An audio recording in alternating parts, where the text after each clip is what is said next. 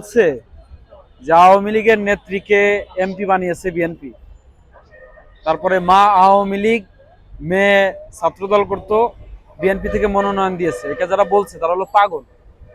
তারা রাজনীতির রও বোঝে না, তারা রাজনৈতিক ইতিহাস জানে না।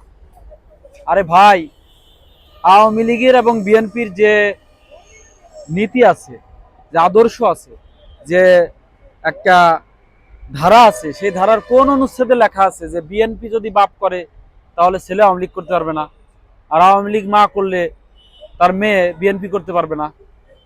আপনারা শ্রাবণের কথা জানেন না? শ্রাবণ সভাপতি হয়েছিল ছাত্র দলের, তার বাবা কি করে? আওয়ামী লীগ করতো নাকি? তার ভাই ছাত্রলীগ করতো। আচ্ছা, এরপরে আপনার আওয়ামী লীগ থেকে বিএনপিতে যাওয়ার ইতিহাস নতুন না। জাসদ থেকে আওয়ামী লীগ থেকে বিএনপিতে যোগদানের ইতিহাস নতুন না। আপনারা মওদুদ আহমেদকে চিনতেন, তিনি শেখ মুজিবুর রহমানের দল করেছেন, জিয়াউর রহমানের দল করেছেন, এরশাদের দল করেছেন, খালেদা জিয়ার দল করেছেন। এমন কোন রাজনৈতিক দল নাই যে সেই দলে তিনি সুবিধা মতো জায়গায় তিনি যাননি। এটা তো দোষের না। আপনার যদি যোগ্যতা থাকে, আপনাকে দলের প্রয়োজনে একজন নিতে পারে। আপনারা জানেন শাহজাহান উমর বিএনপির ভাইস চেয়ারম্যান ছিল, তিনি ছিলেন বীর মুক্তিযোদ্ধা এবং বীর উত্তম। তিনি বললেন যে শেখ হাসিনা আমাকে শেখ রাসেলের জায়গায় দিয়েছে, আমাকে নৌকা টিকিট দিয়েছে। আমার বউ আমাকে জানালেন, বউ খুশি তার, এবং বললেন যে বিএনপি কিয়ামত পর্যন্ত ক্ষমতায় আসবে না। আবার অ্যারেস্ট হওয়ার সময় বললেন যে আমি আবারও এদেশে একদিন মন্ত্রী হব।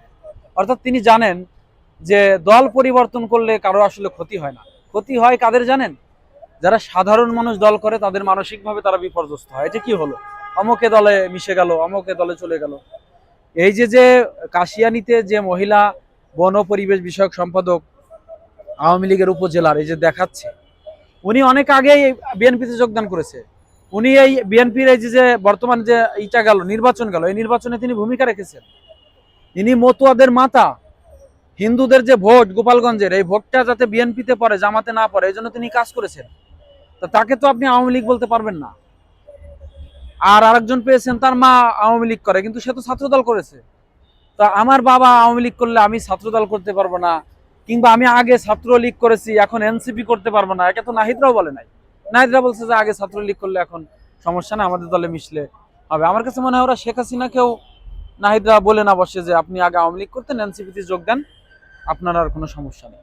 তো দল পরিবর্তন একজন করতে পারে যদি কোনো দল মনে করে যে আমাদের দলে তার প্রয়োজন, তার মেধা আছে, তার পরিশ্রম আছে, তার যোগ্যতা আছে, তাকে দিয়ে আমার দলের ভালো কিছু হবে, তাহলে দল তাকে মূল্যায়ন করবে। এটা নিয়ে রাজনীতি করার তো কিছু নাই।